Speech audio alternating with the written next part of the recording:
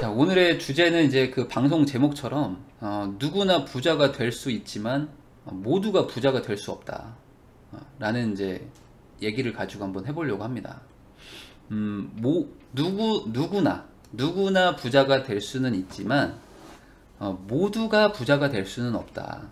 이게 사실 제가 생각하는 어떤 그 사고 방식의 그냥 가장 간단한 요약의 한 줄이에요. 이것만 사실 깨달아도 오늘 방송을 뭐 들으실 필요까지는 없을 것 같은데, 이게 어렴풋이 뭔 소린지는 알겠는데 정확하게 뭔지는 또 잘 모르겠고, 이런 분들이 많으실 거예요. 왜냐면은 이 방송을 보는 분들은 막 초보자도 있고 뭐 경험을 좀 해보신 분도 있고 뭐 저보다 더 부자인 분들도 있을 수 있으니까 다 받아들이는 게 다르죠. 어쨌든 다시 정리하면 누구나 부자가 될 수 있다. 누구나 부자 될 수 있죠. 근데 모두가 부자가 될 수는 없다. 자, 왜 그러면 이런 얘기를 하게 됐는지부터 얘기를 할게요. 왜 이런 얘기를 하려고 마음을 먹었는가. 우선은 제가 이제 뭐 이런 영상을 막 올려놓잖아요. 그리고 저는 이제 막 부동산 뭐 투자하세요 뭐 이런 얘기를 막 올려놓으면은 뭐 이제 댓글들이 보면은 반은 뭐 좋은 얘기였어요, 뭐 도움을 많이 받았습니다, 뭐 감사합니다 이런 게 있고, 또 한 반은 막 너무 위험한 소리 하네, 너무 위험한 얘기를 한다. 그리고 뭐 이렇게 생각하고 투자했다가 망합니다 여러분, 뭐 절대 하시면 안 돼요, 보험 해지하시면 안 돼요, 보험 해지했다가 뭐 후회할 겁니다, 보험 해지하면은 뭐 피눈물 납니다, 뭐 이런 얘기도 많이 하죠. 그 다음에 제가 전세 살지 말라고 그랬더니 전세 살아야 됩니다, 지금 시대가 어느 때인데 헛소리 하고 있네, 막 이렇게 막 댓글을 막 달아요. 그래서 이런 말들이 너무 많은 걸 전 이해를 해요. 다 이해합니다. 저도 그런 마음을 다 이해하고 있어요. 근데 그런 사람들의 사고방식에 대한 거를 좀 풀어서 설명하고 싶은 거야. 풀어서 설명하고 싶다. 그래서 이런 주제를 이제 준비를 한 거예요.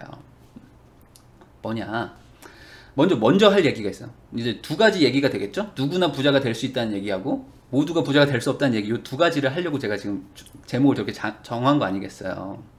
먼저 모두가 부자가 될 수 없다는 얘기부터 할 거예요. 자, 모두가 부자가 될 수는 없다. 요게 먼저 얘기를 해야 돼요. 뭐냐, 부자라는 개념을 정리를 좀 해야 돼요. 부자라는 개념을 정리하고 넘어가야 모두가 부자가 될 수 없다고 하는 게 이해가 되겠죠?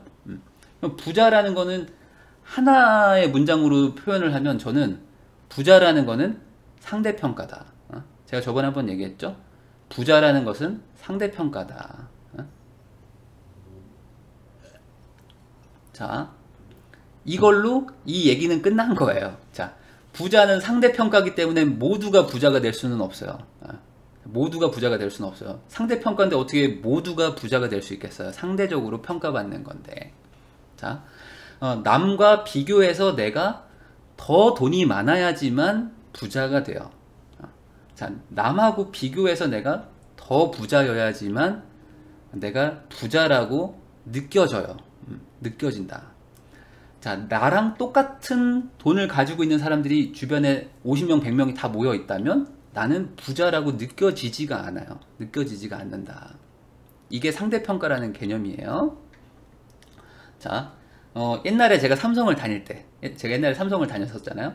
근데 제 주변에는 온통 다 그 6천만원, 7천만원, 8천만원 연봉짜리들 회사원들이 모여 살았어요. 자, 그냥 제가 어디 그냥 그 어디 현장에 하나 있잖아요. 그러면 저도 뭐 연봉 6천만원, 7천만원 받지만 옆에 앉아있는 사람도 6천만원, 7천만원 받고, 옆에 또 앉아있는 사람은 뭐 8천, 9천 받고, 뭐 이러는 사람들이 모여 살았죠.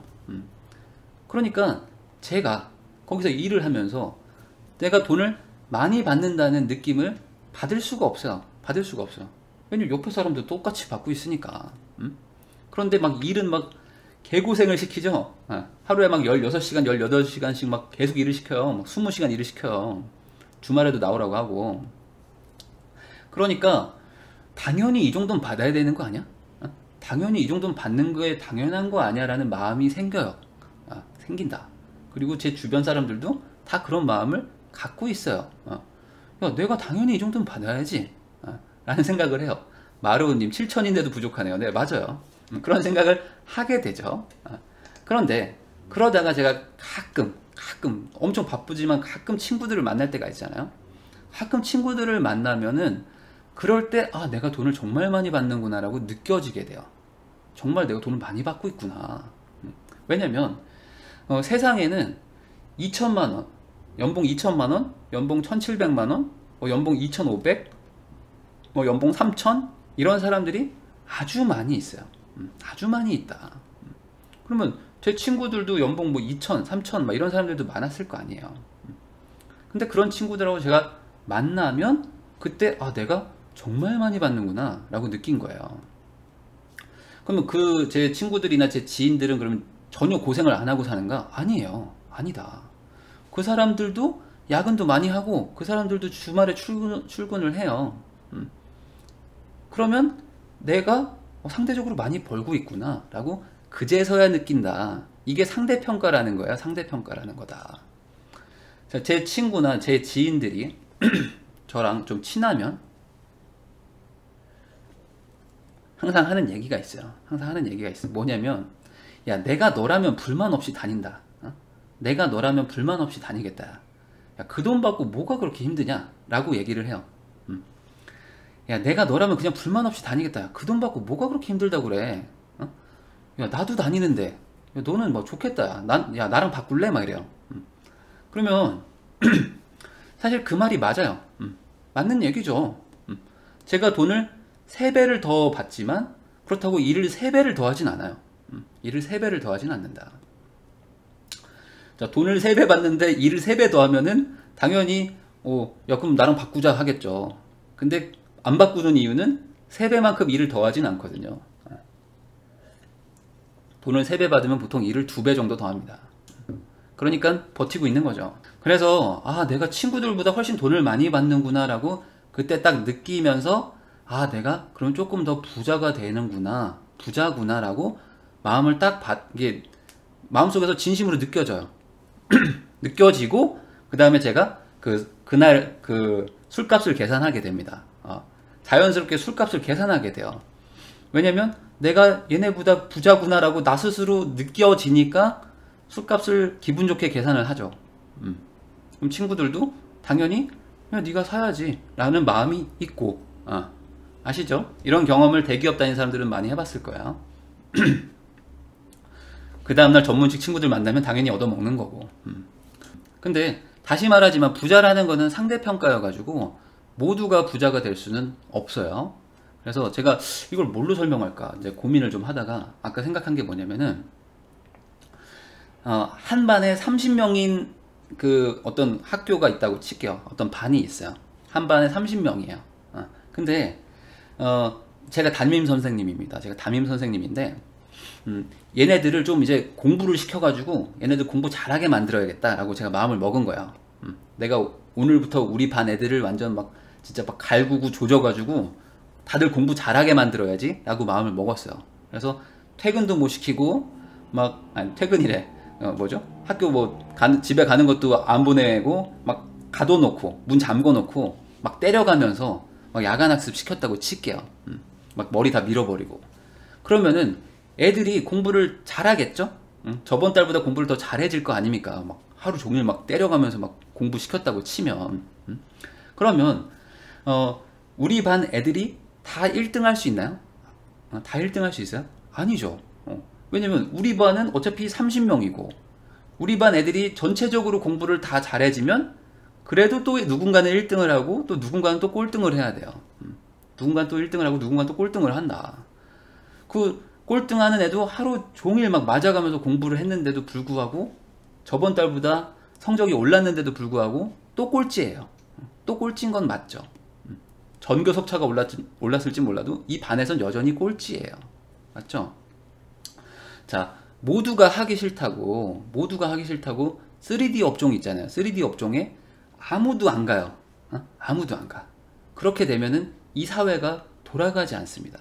이 사회는 돌아가지 않아요. 맞죠? 누군가는 허드렛 일이라는 거를 하게 돼요. 해야 되고. 맞죠? 그리고 누군가는 편한 일을 하고 살고 누군가는 쉬운 일을 하고 살고. 자, 이 세상은 다 상대평가고 부자도 마찬가지다. 부자도 어차피 상대평가입니다. 그래서 누군가는 상대적으로 가난해지고 누군가는 상대적으로 부유하게 살 수밖에 없어요. 이게 기본 세상의 이치예요. 그래서 무주택자들이 다주택자들을 막 욕하잖아요. 욕해요. 자, 무주택자가 다주택자를 욕하고 너 부자 되지 마라, 너 나쁜 놈들아 얘기를 한다고 친들, 그게 해결될 리가 없어요. 해결될 수가 없어요. 누군가는 부자고 누군가는 가난하게 살 수밖에 없어요. 맞죠? 그럼 지금 대기업 잘 다니는 분들, 그럼 친구랑 직장 바꿀 수 있어요? 친구랑 직장을 바꿔주실 수 있어요? 나는 연봉 7천 받는데 내 친구는 2천 받아. 그럼 친구가 너무 불쌍하고 안타깝죠? 그럼 직장을 바꿔주세요. 아니면 내가 벌어서 연봉 5천을 받아가지고 친구한테 주든가. 그런 거 못하죠? 그런데 왜 다주택자들한테 그런 걸 하라고 그래요? 왜 그러냐고요. 자, 다들 다 열심히 노력하고 사는 거예요. 다 열심히 그냥 자기가 앞가림 해가면서 사는 거야. 그렇지만 누군가는 1등을 하고 누군가는 30등을 하는 게 상대평가의 의미인 것처럼, 누군가는 가난할 수밖에 없고 누군가는 부유할 수밖에 없는 게 이 세상의 이치다. 그게 싫은 게 뭐죠? 그게 싫은 게 공산주의였잖아요. 공산주의는 다 같이 잘 살자라고 시작을 했다가 다 같이 못 살면서 없어졌죠. 그러니까 자본주의 시장에서 뭔가 뭐 쟤는 나쁜 놈 이렇게 얘기해봐야 먹히지 않는 거는 너무 기본적인 이치이기 때문에 이거부터 부정하시면 안 되는 거예요. 자, 그러면 이제 바로 이런 얘기를 하시겠죠? 그럼 뭐하러 노력을 합니까? 노력하면 뭐합니까? 어차피 내가 가난하게 살 건데. 자, 노력하면 뭐예요? 저는 어차피 서울 강남에 아파트 못 살 거 아닙니까? 제가 지금 연봉 2천만 원인데 그럼 저는 대기업 못 가잖아요. 저는 그럼 노력할 필요가 없겠네요. 이렇게 또 이상한 소리 하는 사람들도 많아요. 그러니까 뭐 나라 욕하고 뭐 물론 그럴 수는 있어요. 정치에 대해서 욕하고 이런 건 할 수 있는데 욕만 한다고 해결되는 건 없어요. 욕만 한다고 해결되는 건 없다. 자, 그래서 노력할 필요가 없다라는 얘기가 절대 아닙니다. 절대 아니다. 자, 모두가 부자가 될 수는 없어요. 모두가 부자가 될 수는 없지만 누구나 부자가 될 수는 있다고 그랬죠. 누구나 부자가 될 수는 있어요. 자, 그러면 이게 어떤 사람들한테는 궤변으로 들릴 수도 있어요. 궤변으로 들릴 수도 있다. 자, 이 궤변이 아니라는 걸 제가 설명을 한번 해볼게요. 자, 부자가 되는, 그러니까 누구나 부자가 되는 길이 있어요. 누구나 부자 되는 게 되게 어렵지 않아요. 어렵지 않다. 누구나 부자가 될 수 있는 길이 있는데 두 가지 방법이 있어요. 제가 생각하는 방법은 두 가지예요. 뭐냐? 하나는 되게 쉬운 길이 있어요. 부자가 되는 되게 쉬운 길이 하나가 있고 부자가 되기 되게 어려운 길이 하나 있어요. 자, 그러면 댓글 한번 달아보세요. 자, 부자가 되는 길은 두 가지가 있는데 부자가 되기 되게 쉬운 길이 하나가 있고 부자가 되기 되게 어려운 길이 있다면은 뭘 고르고 싶으세요? 당연히 쉬운 길이죠. 아마 어려운 길을 고른 분은 제가 뭔가 꼬아놨다고 생각했을 거예요. 꼬아놨다. 꼬아놨다고 생각해서 어려운 길을 고른 거죠. 맞죠? 그리고 들어보고 선택할게요 라는 분은 당연히 의심이 많은 사람이고 그게 정답이에요. 맞죠? 제가 무슨 얘기를 할 줄 알고 골라요. 정확하게는 들어보고 고르는 게 맞죠. 맞죠? 다시 태어나는 게 쉬울 듯. 아니에요. 그건 아니에요. 부자 된 사람이 하라는 대로 하면 쉬울까요? 그런 의미가 아닙니다. 네. 쉽게 가는 친구한테 발 올릴 거예요. 네, 숟가락 얹겠다는 얘기죠. 그러면 안 됩니다. 자, 뭐냐?